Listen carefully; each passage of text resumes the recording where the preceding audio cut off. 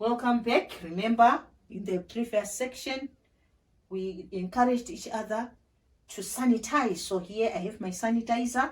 I'm going to sanitize my hands before we begin. And of course, I have my mask here. When I leave here, I'm going to use it. Please, let's adhere to this. It will save lives. Okay, we are going to move on. We are still on natural ecosystems, but we are going to concentrate on nutrient recycling. And under nutrient recycling, you should be able to explain at the end of this lesson, you should be able to explain the carbon cycle and the nitrogen cycle. Remember, we said in a natural ecosystem, nutrients are naturally recycled. And this is going to be work for the decomposers. And under decomposers, we are going to see that we are going to have macro decomposers, micro decomposers. The macro ones, they help the decomposers in that they are going to break down the food material into smaller pieces, thereby increasing the surface area for the bacteria and the fungi, the micro ones, to finish off. The larger ones, which help in this, you're going to find that you're going to meet earthworms, you're going to find termites, you're going to find ants, some nematodes. All these, they help to break down the dead plant and animal material into smaller pieces. And then the decomposers per se, the microorganisms, are now the ones which are going to finish off the decomposition process. So please remember this, even if we don't mention these bigger ones in our cycles, but they also play a part. So we are going to start off with the carbon cycle. Carbon is a very important element because it is the backbone of all biological components. All living organisms, they contain carbon. Okay, that is why carbon is very important. So this important nutrient, how is it going to be incorporated into plants and into animals? The carbon the living organisms require comes from carbon dioxide, which is found in the atmosphere, or it can also be found dissolved in water. Okay, so we are going to start off by the carbon dioxide, which is in the air, the carbon in air, which is carbon dioxide. The carbon dioxide is going to be trapped by the plants when the plants photosynthesize. They're going to use carbon dioxide from air, water, and energy from the sun during a process called photosynthesis, which converts all these chemicals into organic carbon containing compounds in the green plants. Okay, then this carbon is going to be passed on from the plants to the animals. When the animals feed on the plants, or when they feed on other animals, they will now be getting their carbon containing compounds. So animals eating the green plants or feeding on the green plants, after feeding, they now contain carbon containing compounds.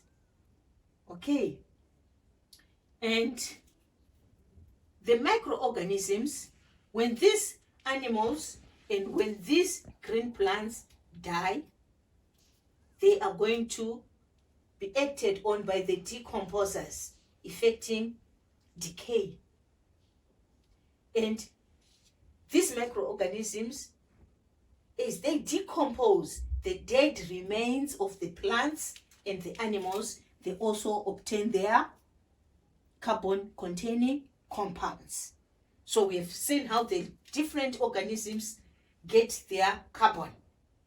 Okay, so plants get their carbon from carbon dioxide during photosynthesis, and the animals get their carbon by feeding on the plants as well as on other animals. And they also, when these die, the microorganisms, they feed their carbon, or they get their carbon containing compounds by feeding on the dead remains of this. Now, how is then the carbon dioxide released back into the atmosphere? Because photosynthesis is a process which removes, please note, this process here is removing, it removes carbon dioxide from the atmosphere. It's a process which decreases the levels of carbon dioxide from the air. Okay? Now, which are the processes which increase the carbon dioxide content in the air? Processes which now release carbon dioxide into the air, there are quite a number of them. One, all the living organisms, because they are living, they undergo respiration, which is the breaking down of food into carbon dioxide and water. Okay, so the food is now broken down into carbon dioxide and water. So carbon dioxide is released back into the atmosphere. But do plants respire? Yes, they are living. During the day, they photosynthesize, but at night, in the dark, plants respire. We must remember that. During the day, when there's sunlight, plants photosynthesize, removing carbon dioxide from the air, but at night, they undergo respiration, therefore they increase carbon dioxide content. And the living organisms, they are also living, so they also respire. After feeding on the dead remains, they also undergo respiration, and as they respire, they release carbon dioxide into the air. Animals, they respire, releasing carbon dioxide into the air. And respiration is an important process. It gives the organisms energy. Okay, how else is carbon dioxide added back into the atmosphere besides the respiration of these organisms? When the plants and the animals, when they die, long back, the dead remains of these organisms were subjected to great pressure and heat, and they changed their form, and they ended up giving us fossil fuels. Examples of fossil fuels: coal, petroleum oil, or products of petroleum oil, diesel, petrol, paraffin. All these are examples of fossil fuels. And also, when you cut down trees, dry them, and use them as firewood, during that process, the burning process, when you burn them, the process is going to release carbon dioxide. So the combustion of fossil fuels or plants, when you burn the plants, they also release carbon dioxide into the atmosphere. So when you start wildfires, it's a process which increases carbon dioxide in the atmosphere. And when you cut down trees, that process also increases carbon dioxide in the atmosphere. Why? Because we reduce the number of plants which can undergo photosynthesis. And we are going to look at what that problem will be, what problem is going to be caused by excessive cutting down of trees without replacing the trees. So you'll be deforesting, but you're not doing any afforestation. That's going to be a very big problem on our environment. I'm sure you've heard of global warming. We'll talk about that later on. So this is basically the carbon cycle. This is basically our carbon cycle. We also have some stones, limestone or calcium carbonate. When calcium carbonate reacts with acid rain, it will also react to produce carbon dioxide, which is going to be released into the atmosphere. It's a chemical reaction which also occurs but it also adds carbon dioxide into the atmosphere, which is not part and parcel of this. Okay, so this is our carbon cycle. The other one you want to look at is the nitrogen cycle. So we are going to concentrate on this one. I'm sure you can see that. Okay, so we are going to start. Why is nitrogen important? Nitrogen is a very important element because it is an element which is needed for plant growth as well as animal growth. How is that so? Nitrogen is an element which is needed in the formation of amino acids. And the amino acids are the building blocks of proteins. And the proteins are the ones which we normally say make our bodies grow. And it's used to repair worn out tissues. It's also used to make some structures. Your hair, your nails, they are all protein. Okay, your muscles, they are protein. And in those proteins, the element nitrogen is necessary. Your genetic material, your DNA, also contains nitrogen in it. That is why nitrogen is very important. And these nitrogen-containing compounds needs to be found. Okay, but it's very unfortunate in that animals as well as plants cannot utilize the atmospheric nitrogen, even though the atmosphere is about 79% of nitrogen. It cannot be directly utilized by plants. It cannot be directly utilized by animals. It must be converted into a form which the plants can use. Okay, that is the reason why we need to consider the nitrogen cycle, because it will show us how the nitrogen then is going to be made available to the plants as well as to the animals, so that it can be used where it's greatly required. So when plants and animals die, animals, they also excrete the undigested material. We've already spoken about that. These dead remains as well as the excreta are going to be acted on by the decomposers. And when the decomposers act on these, they are going to release simple nitrogen containing compounds in the soil, which will then be converted into nitrates. Okay, so let's start by our cycle. Let's start by considering nitrogen in the air, there, the 79%. The nitrogen in the air can be converted into nitrates by a special class of bacteria which are called nitrogen fixing bacteria, a process which we may refer to as nitrogen fixation. The name of that bacteria is the Rhizobium bacteria. It's a nitrogen fixing bacteria. This bacteria is going to be found in the root nodules of leguminous plants. When you pull out a leguminous plant, you are going to see that on the roots, there are small ball-like structures on the roots. Those are the ones that we refer to as the root nodules. And inside those root nodules, that's where you're going to find the Rhizobium, the nitrogen-fixing bacteria. Examples of leguminous plants include, who can give us examples of plants which we refer to as leguminous? They are not takers.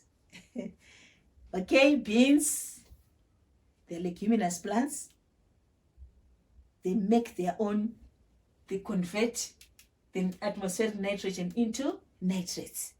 Okay, peas, acacia trees, these are examples of leguminous plants. So these ones, they convert the atmospheric nitrogen into nitrates, which is a form which cannot be utilized by the plants. Also, during lightning storms, which we refer to as electric storms, a lot of lightning, as well as in the internal combustion engine of your vehicles, there is a lot of temperature, high temperatures. These high temperatures are enough to cause the nitrogen and the oxygen to combine to form compounds which we refer to as oxides of nitrogen. These oxides of nitrogen then are released into the atmosphere, okay, where they are going to combine with rainwater to form a weak acid. This weak acid, when it falls down to the ground and it gets in the soil, it's going to mix or to react with other chemicals, and they form nitrates. That's why we are moving from nitrogen in air to nitrates during a lightning storm. There is enough energy for that to happen. Okay, so when these nitrates are formed, they are going to get into the plants. The plants are going to absorb. The process is absorption. The plants are going to absorb the nitrates, which are the mineral salts or the nutrients from the soil using their roots. Okay, and when they absorb this, they are going to be internalized, processed in the plants. When the plants are making their food, the nitrates are already now incorporated. So the plants make the compounds which now contain nitrogen. Okay. The animals are going to contain the nitrogen containing compounds when they feed on the plants, and also when they feed on other protein rich animals or protein rich plants. They also get the nitrogen containing compounds inside them. Now the plants and the animals, as well as animal excretion, which is rich in nitrogen, they fall to the ground. They make up what we may refer to as organic nitrogen compounds. And these organic nitrogen compounds are composed of dead plants, dead animals, as well as animal excretion. These are going to be acted on by the decomposers, and they are converted into ammonium compounds in the soil. These ammonium compounds are going to be acted on by a class of bacteria which is called nitrifying bacteria. The first nitrifying bacteria, the nitrosomonas bacteria, will convert the ammonium compounds in the soil into nitrites. The chemical symbol for nitrites will be NO2. It's an ion. Then the nitrites are then acted on again by another type of nitrifying bacteria, which is the nitrobacter, and it is converted now into the nitrates, which is the chemical formula NO3 minus. That's the chemical symbol for the nitrates. This is the chemical symbol for the nitrites. Okay. Nitrates can also be added into the soil by human activity. When nitrogenous fertilizers are added to the soil, we are also adding nitrates to the soil. Now, these nitrates which are in the soil, how do we lose the nitrogen? They contain the nitrogen, but it can also be lost. All this process that we have been discussing so far was adding the nitrates or the nitrogen into a form which can be utilized by plants. But how is it lost? In some waterlogged areas, there lives a type of bacteria which is called denitrifying bacteria, the denitrifying bacteria. This bacteria is commonly found in waterlogged areas, and in waterlogged areas there's poor aeration. There isn't enough oxygen for normal respiration to occur.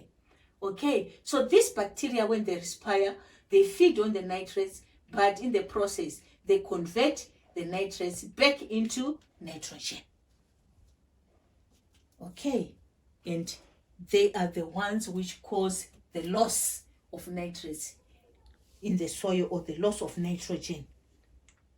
So this is basically the nitrogen cycle. So you must know the different types of bacteria which are involved, and you must also note how the different organisms get their nitrogen containing compounds from one another.